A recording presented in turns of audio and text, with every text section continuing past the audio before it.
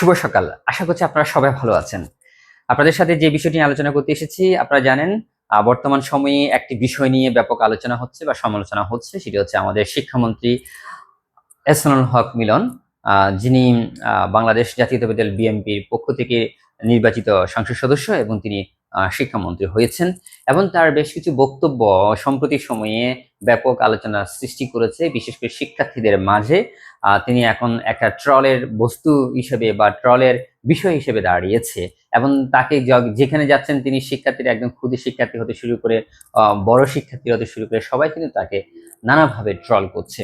তবে বিষয়টি সেটি না, সেটি হচ্ছে আপনারা জানেন সম্প্রতি সময়ে এসএসসি পরীক্ষা গত কয়েকদিন ধরে যেভাবে সারা দেশে দুর্যোগপূর্ণ একটা আবহাওয়া ছিল এবং বন্যা বৃষ্টিতে শিক্ষার্থীদের পরীক্ষা বাতিল না করে পরীক্ষা নেওয়ার বিষয়টি নিয়ে গত দুদিন ধরে ব্যাপক সমালোচনা হচ্ছে এবং গতকালকেও এটা নিয়ে ব্যাপক সমালোচনা হয়েছে যে শিক্ষার্থীদের পরীক্ষা বাতিল না করে তিনি নানা যুক্তি দাঁড় করিয়েছেন।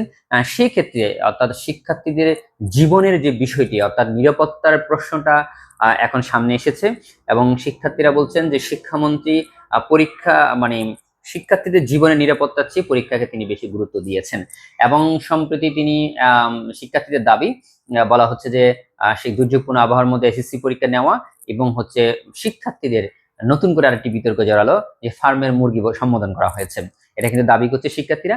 এবং জানেন সেই দাবির প্রেক্ষিতে আজকে বেলা 11টা থেকে রাজধানীর একাংশ ইতিমধ্যেই কিন্তু সড়ক অবরোধ হয়ে গেছে, বিশেষ করে সায়েন্স ল্যাব মোড় এবং মিরপুর এবং হচ্ছে উত্তরা এলাকাটি এখন কোনো যান চলাচল করছে না। অর্থাৎ বেলা 11টার পর থেকে কিন্তু শিক্ষার্থীরা রাজপথে নেমেছে। রাজধানীর রাজপথে বলা যায় রাজধানীর একাংশ এখন যানজট সৃষ্টি হয়েছে এবং শিক্ষার্থীরা দাবি করছেন যে এহসানুল হক মিলন এর পদত্যাগ চাই। আপনারা জানেন জুলাই গণ অভ্যুত্থানের যে স্লোগান ছিল সেই স্লোগানগুলো আবারও সেই রাজধানী ঢাকায় উত্তাল, অর্থাৎ সেই দালালি না, রাজপথ রাজপথ রাজপথ এবং এক দফা এক দাবি, শিক্ষামন্ত্রীর পদত্যাগ চাই এবং আরো যে স্লোগানগুলো আছে যে আপোষ না সংগ্রাম সংগ্রাম সংগ্রাম, অর্থাৎ আমরা জুলাইয়ের গণ অভ্যুত্থানে যে স্লোগানগুলো দেখেছি সে এখন বর্তমানে নির্বাচিত সরকারের অধীনে শিক্ষার্থীরা আবারও রাজপথে নেমেছে।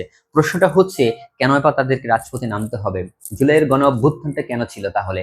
জুলাইয়ের গণ অভ্যুত্থানের যেটা বলা হচ্ছে বা দাবি করা হচ্ছে যে নতুন একটি বাংলাদেশ সৃষ্টি করার জন্য, যে বাংলাদেশে কোনো অন্যায় থাকবে না, দুর্নীতি থাকবে না, প্রত্যেকটা কর্মকর্তা কর্মচারী জবাব দিতে থাকবে, প্রত্যেকটা এমপি মন্ত্রীর একটা শালীন বক্তব্য থাকবে এবং তাদের নিজস্ব দায়িত্ব পালনে সরকারের কাছে সকল কিছু সরকার দুঃখিত জনগণের কাছে তাদের যে বিষয়গুলো তুলে ধরবে। কিন্তু এহসানুল হক মিলন অর্থাৎ শিক্ষামন্ত্রীর সম্প্রতি সময়ে বক্তব্য এবং এই দুর্যোগপূর্ণ আবহাওয়ার মধ্যে পরীক্ষা নেওয়া এবং বিব্রতিকর বক্তব্য দিয়েছে এমন দাবি করে ফার্মের মুরগি, এমন বক্তব্য এনে কিন্তু শিক্ষার্থীরা আবারও রাজপথে নেমেছে এবং তার পদত্যাগ দাবি যাচ্ছে। প্রশ্নটা হচ্ছে বাংলাদেশের ইতিহাসে কোনো দাবি আদায় করতে হলে সবসময় রাস্তায় নামতে হয়, তাহলে কেন? এটা কি তাহলে পরিবর্তনের কোনো কিছু ছোঁয়া লেগেছে? একটা মন্ত্রী যদি অন্যায় করে থাকে, একটা মন্ত্রী যদি তার দায়িত্ব অবহেলা করতে থাকে বা একটা মন্ত্রী যদি তার কাজের ত্রুটিপূর্ণ থাকে এবং সেটি যদি নানা সমালোচনা হয়, তাকে কেন তাকে সরিয়ে দেওয়া হয় না বা কেনই বা তিনি নিজের থেকে সরে যায় না? যেটা আমরা অনেকগুলো মানে উন্নত বিশ্বের রাষ্ট্রের কিন্তু প্রধানমন্ত্রী হতে শুরু করে মন্ত্রী পরিষদে শুরু করে অনেকে যখন তাদের কাজের ব্যর্থতা হয়, জনগণ তখন যখন তাদের প্রশ্ন আনা হয় তখন তারা কিন্তু পদত্যাগ করে। কিন্তু বাংলাদেশে এই জিনিসটা খুবই ভিন্ন।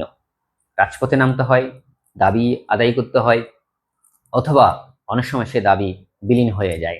এখন দেখার বিষয়, রাজধানী ঢাকা ইতিমধ্যে কিন্তু একেবারে ব্লক হয়ে আছে একাংশ বলা যায় এবং সেই সাথে শিক্ষার্থীরা আমরা যতটুকু তথ্য পেয়েছি আজকে রাজধানী পাশাপাশি চট্টগ্রাম এবং রাজশাহী কুমিল্লা শিক্ষা বোর্ডের সামনেও কিন্তু শিক্ষার্থীদের বিক্ষোভ করার কথা রয়েছে। ইতিমধ্যে ঢাকার বাইরের তথ্যগুলো এখনো আমাদের কাছে আসেনি, তবে রাজধানী ঢাকায় সে পুরানো স্লোগান অর্থাৎ জুলাই অভ্যুত্থানের সময় যে পুরানো স্লোগান সেই স্লোগানে এখনো উত্তাল।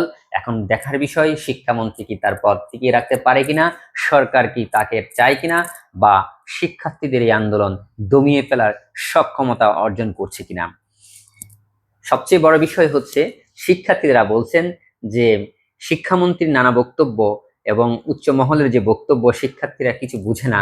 তারা বলছেন যে এটা অযৌক্তিক একটা দাবি বা বক্তব্য। তারা বলছেন যে শিক্ষার্থীরা বুঝে না, ইটস ওকে, শিক্ষার্থীরা বুঝে না বলেই জুলাইয়ের গণ অভ্যুত্থান হয়েছে, শিক্ষার্থীরা বুঝে না বলে সরকার পরিবর্তন হয়েছে, শিক্ষার্থীরা বুঝে না বলে এই বিএনপি সরকার ক্ষমতা এসেছে, এবং শিক্ষার্থীরা বুঝে না বলে এই আহসানুল হক মিলন আজকে শিক্ষামন্ত্রী হয়েছেন।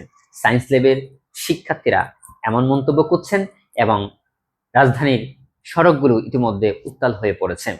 এখন সরকার কি করবে সেটি এখন দেখার বিষয়। তবে আমাদের কাছে যতটুকু তথ্য এসেছে, প্রশাসনের পক্ষ থেকে শিক্ষার্থীদেরকে দফায় দফায় বোঝানো হচ্ছে, তাদের সাথে কথা বলা হচ্ছে, তাদেরকে সড়ক থেকে সরে আসার আহ্বান জানানো হচ্ছে, এবং বিষয়টি নিয়ে হয়তো পরবর্তীতে আলোচনা করার একটা সিদ্ধান্ত এমনটাই জানানো হচ্ছে।